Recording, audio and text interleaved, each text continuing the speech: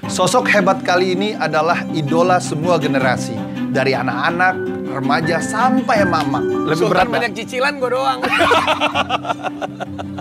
Berjuang mulai dari nol sedari muda, sekarang dikenal sebagai sultannya Andara. Dulu di YouTube nggak ada duitnya, ibaratnya. Hampir tidak mungkin untuk tidak kenal dengan selebriti satu ini. Karena wajahnya ada di mana-mana. Magnet bagi semua jenis media, mulai dari TV hingga sosial media. Tapi aku merasa ya gue mah orang biasa yang kebetulan dikenal banyak orang aja. Gitu aja sih. Sosok yang dikenal ramah dan menyenangkan kepada siapapun. Apakah rahasia suksesnya? Selamat datang di Interaksi bersama saya, Yuliandre Darwis.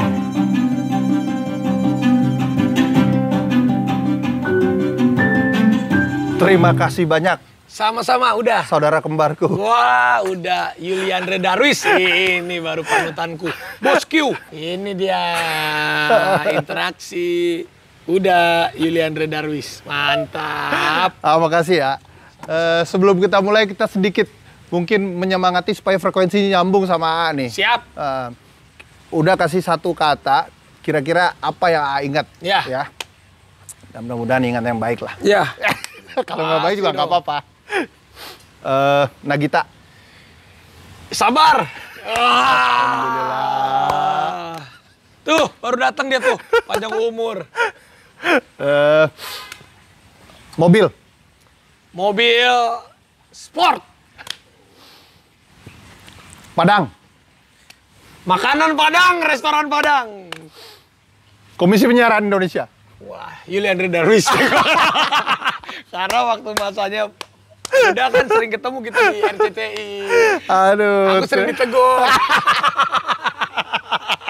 Makasih A, makasih A atas ruang waktunya. Ini sebenarnya ngobrol santai A. Ya. Selama ini kita kan serius-serius terus nih. Jadi udah berharap orang 270 juta rakyat Indonesia dan belum lagi yang di luar negeri. Selama ini kan selalu orang taunya seorang Raffi Ahmad tuh mewah.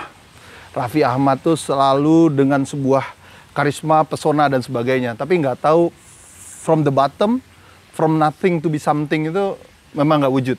Nah, pengen sharing dia untuk anak-anak muda. Dulu A tuh seperti apa sebenarnya? Aku dulu biasalah, aku tuh anak Bandung. Aku tuh anak dari Bandung yang memang secara nggak sengaja umur kelas 3 SMP aku udah mencoba meniti karir. Sebenarnya dari kelas 2 SMP udah jadi model. 3 SMP aku meniti karir ke Jakarta. Nah dari situ waktu 3 SMP tuh masih pulang pergi tuh udah. Tapi pas aku kelas 1 SMA, aku udah menetap akhirnya di Jakarta. Ya susah juga aku, bukannya susah. Dulu ayahku sempat kita hidup berkecukupan. Ayahku dulu salah satu direktur bank swasta, habis itu banknya dilikuidasi, sempat susah juga waktu itu. Akhirnya itu yang membuat aku pindah ke Jakarta, syuting yang bertekad, gue mau nyari duit sendiri aja, nggak menyusahkan orang tua gitu. Siapa yang bawa ke Jakarta waktu sebenarnya itu? dulu nggak sengaja, gara-gara mama aku tuh ngefans banget sama Thomas Djorghi. Jadi anaknya tuh pengen jadi cover boy kayak Thomas Djorghi. Dia nggak bilang-bilang aku ikutin pendaftaran, tiba-tiba aku keterima. Ditempel sama teman sekolahku, sama cewek-cewek di mading sekolahan. Cie jadi model, padahal aku nggak tahu, yang kirimin mama aku. Dari situ ya udah aku coba casting. Sebenarnya lebih seiring berjalannya waktu, emang banyak juga casting yang gagal, tapi karena waktu itu juga nganterin almarhum papaku gitu. Itu jadi papa panjang masih sih. Papa benar-benar memberikan ruang, tampil ke dunia yang seperti ini. Memang udah deh. Kalau papaku tuh orangnya yang penting lu mau ngapain aja, ibaratnya bebas. Anak muda sekarang itu kan susah confident, Gimana usia SMP itu dipaksa untuk percaya diri? Nah, justru tadinya gue juga bukan orang yang percaya diri sebenarnya. Gue bukan orang yang percaya diri, gue nggak ada cita-cita jadi host.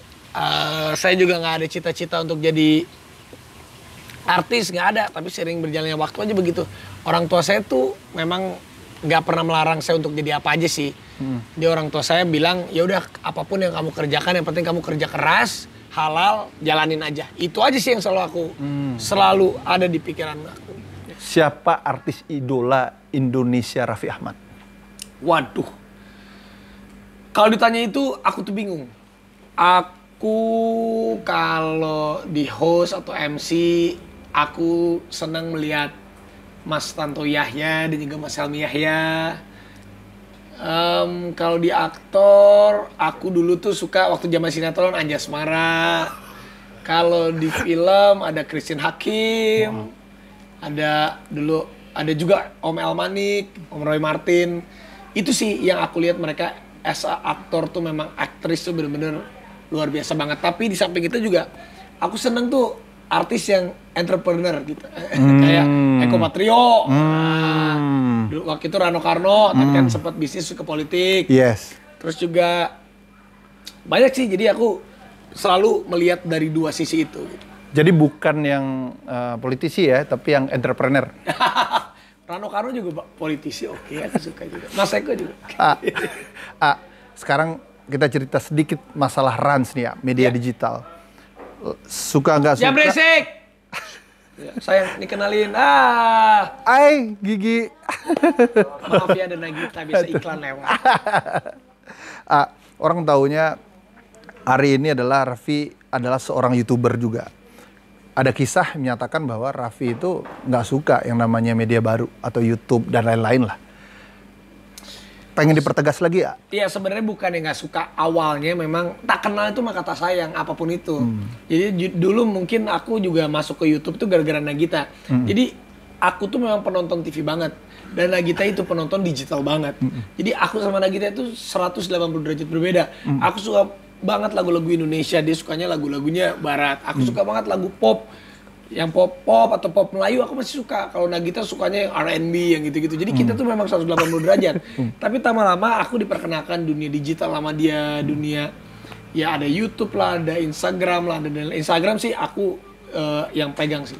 Cuman dari situ sebenarnya tak kenal sama kata sayang. Tapi ujung-ujungnya kuncinya adalah gimana kita bisa beradaptasi. Gimana kalau kita mau belajar dan mau beradaptasi, insya Allah akhirnya kita bisa menapakkan kaki kita di semua platform apapun itu. Gitu. Tapi dulu tuh karena gini, aku udah dulu kan acara dahsyat. Dahsyat awal-awal itu dahsyat itu waktu di tahun ke-1, ke-2, ke-3, ke-4 itu rating paling gila deh untuk acara TV, acara semua artis penyanyi maunya datang ke dahsyat. Yes. Semua dulu tuh nggak ada YouTuber, justru artis-artis YouTuber, penyanyi YouTuber yang mengcover-cover semua pengen ke dahsyat. Tapi memang itulah yang namanya dunia perkembangan ya. 5 tahun bergulir, di tahun ke-6, di tahun ke-7 semua berbalik. Malah YouTube atau dunia digital berkembang, dahsyatnya waktu itu sempat jadinya karena artis hanya kalau dia nyanyi lagu yang perdana di dahsyat oke. Tapi setelah dia nyanyi berkali-kali, orang kan kalau nonton di dunia digital dia bisa anytime, everywhere dia klik gitu. Jadi perpindahannya luar biasa. Setelah aku menyadari akan hal itu, oh ternyata memang sih adaptasi dunia tuh, dunia teknologi, dunia apapun itu, emang kita harus beradaptasi. Seperti kondisi hari ini kita beradaptasi juga nih. Kondisi pandemi, nggak tahu, Rans tetap produksi kan konten? Ya, karena kita core-nya family. Kalau aku tuh memang jadi aku bedakan di TV, aku sebagai Raffi Ahmad sendiri. Yes. Yang memang aku sama Nagita pun kalau ada acara berdua kita tetap profesional as a masing-masing. Tapi saat di digital kita, aku Gigi sama Rafathar kita lebur jadi satu. Oh, oke. Jadi itu yang membedakan kita. Oke. Apa yang bikin beda seorang Raffi Ahmad dulu dengan sekarang, A? Waktu. Mungkin sekarang aku sedikit punya waktu untuk keluarga.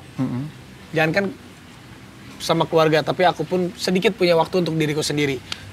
Sama halnya dengan polisi, tentara, ataupun pejabat yang sudah mendedikasikannya untuk negara.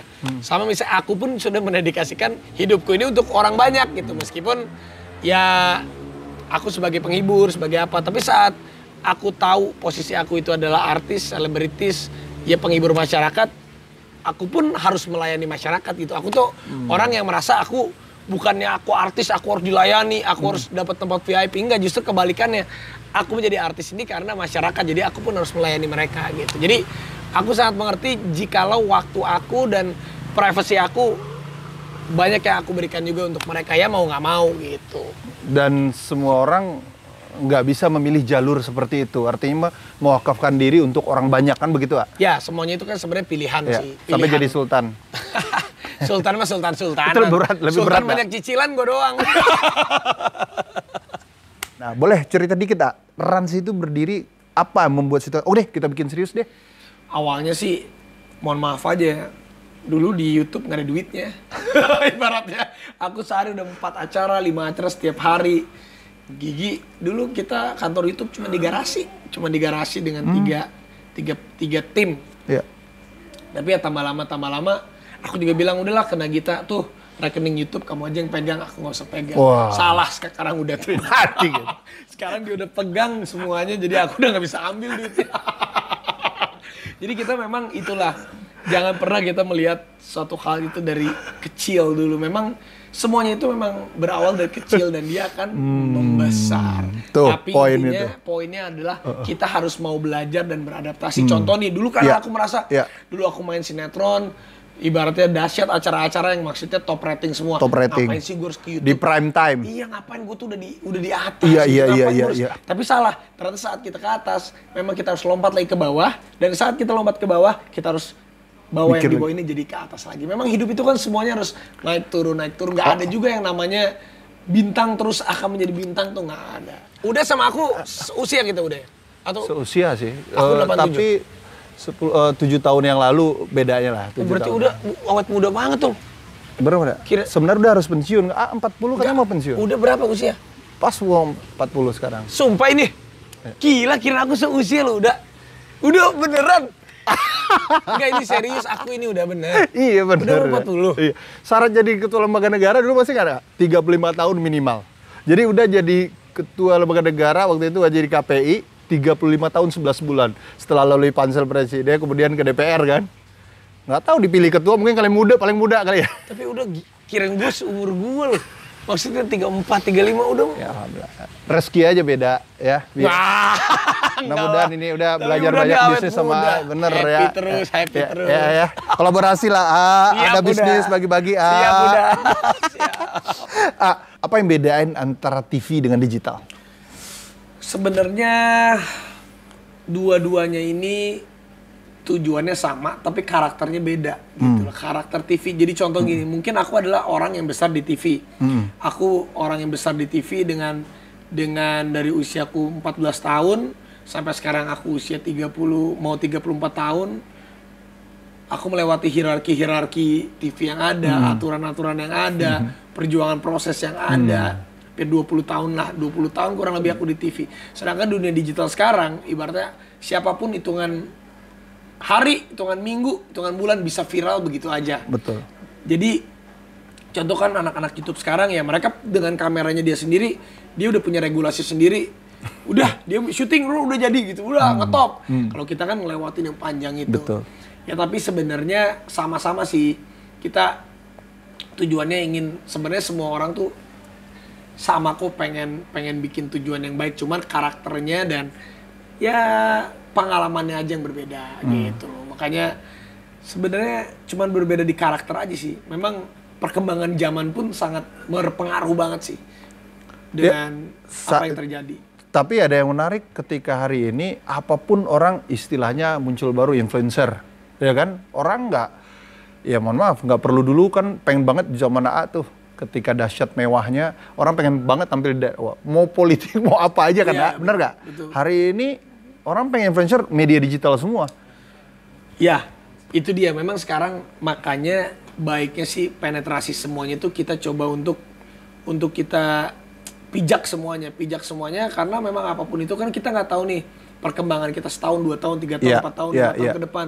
Dulu di otak aku aja berpikir, wah kayaknya TV itu udah satu-satunya media yang bisa apapun ada di TV, orang bisa mensosialisasikan apapun, orang bisa ngetop apapun. Tapi nyatanya sekarang ada Instagram lah, ada Twitter lah, ada Facebook lah, ada YouTube lah, belum digital yang lain, ada TikTok lah, ada apalah. Yang wow ternyata TV pun bisa ngambil konten-konten Kebalik gitu. Jadi memang sekarang wah gila, dunia itu berkembangnya pesat banget. Jadi memang intinya kita harus pinter-pinter beradaptasi dan kitanya harus mau belajar. Jangan yang ngerasa udah top atau udah hebat. Wah gila gue udah ngerasa hebat tapi dia lupa gitu. Kayak aku udah usia 33 tahun, ternyata TikTok, YouTube dan lain-lain tuh masa yang di bawah aku yang umur 15-20 tahun, yang mereka tuh sekarang lagi kencang di sini. Aku pun harus, kalau aku mau tetap bisa mempertahankan ataupun aku mau coba belajar, ya aku harus menyemplung ke mereka gitu. Setuju gak bahwa pendapat orang hari ini, orang sibuk-sibuk masalah regulasi. Kok bisa dong media baru, regulasi dong. Karena seperti TV gitu. Kemudian ada lagi situasinya, biarkan aja bertumbuh kembang. Dan tetapi orang yang pencipta konten kreator ini harus mengedukasi juga. Atau meliterasi publiknya. Menurut gimana? Iya sebenarnya sama-sama sih kalau menurut aku tuh sebenarnya kurang kompeten untuk membicarakan hal ini. Ya. Tapi aku anggapnya sebagai orang awam. Iya. Sebagai orang awam ya biarkanlah konten-konten digital atau yang lain berkembang. Iya. Tapi memang ya harus ada yang mengarahkan gitu. Ada yang mengarahkan tuh dalam arti kata ya caranya banyak,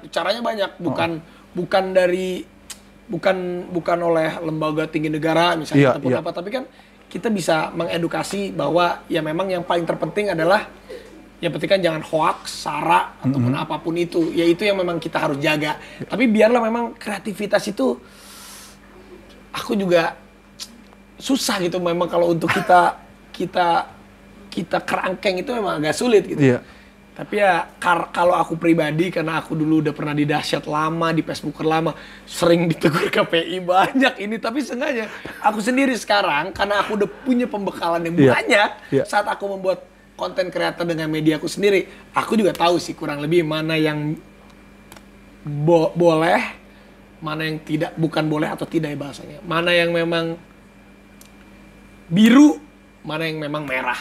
Itu sih. Ya tapi kadang situasi kadang-kadang membuat gaduh dulu ya, kenapa rame itu ada yang bunuh diri live di Facebook atau apalah gitu. Membuat situasi itu membuat kok seperti itu bebasnya. Sebenarnya kan ada teknologi itu mempermudah keadaan seperti itu ya. Apalagi sekarang juga saya dengar ada cover-cover lagu juga hati-hati juga katanya untuk apa copyrightnya dan sebagainya. 500 juta nih kalau kita nge-cover. Iya kan, nah ini kan harus dijelaskan ke publik bahwa apa sih yang copyright, apa yang enggak, kan itu yang harusnya. Edukasinya itu yang edukasinya itu memang sangat perlu, dan aku rasa juga anak-anak zaman sekarang tuh mereka juga pinter sih sebenarnya. Iya. Asal disosialisasikan, diedukasi dengan baik, dengan tepat, dengan benar, ataupun mereka juga sebenarnya tidak mau merusak bangsa juga sih. Nggak ada juga mereka membuat konten untuk merusak bangsa gitu. Ya kalau yang memang itu ya mungkin yang teroris atau apa itu memang perlu ditangkap. Tapi untuk anak-anak muda yang ingin bereksperimental ataupun apa ingin kasihlah ruang. Betul. Memang mereka hanya perlu diedukasi saja. Setuju. Itu sih kalau menurut aku. Betul. Udah kayak menteri ngomong. Aduh, Menteri kreatif. Menteri peranan wanita nih. Selanjutnya di interaksi. Kalau kita mau konsisten tuh sebenarnya kita tuh harus mau capek. Sebenarnya Indonesia tuh aku akuin ya, orangnya tuh sakti.